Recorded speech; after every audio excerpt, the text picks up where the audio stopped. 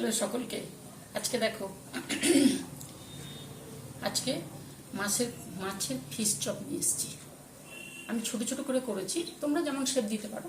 এতে কী করতে হয় বলো তো, মাছের পেটি বা গাদা যাই হোক নিয়ে সেদ্ধ করতে হবে, নুন আর হলুদ দিয়ে সেদ্ধ করে নিই, আমি যেমন করি সেদ্ধ করে নিই। তারপরে ওটাকে ঠান্ডা করে ওপরে ছালটাকে তুলে ওটার মধ্যে পেঁয়াজ কুচি, তারপরে ধনেপাতা কুচি, লঙ্কা কুচি, গোলমরিচের গুঁড়ো, গরম মশলা, লেবুর রস, ভিনিগার আর একটু গোলাপ জল এই দিয়ে, তারপরে তোমার দিই, বেসনটা দিই, কর্নফ্লাওয়ার 1 চামচ, 2 চামচ কর্নফ্লাওয়ার, 1 চামচ বেসন আর 1 চামচ ময়দা, এটাই এইভাবে মাখিয়ে কাঁচা লঙ্কা একটু দিয়ে এইভাবে সুন্দর করে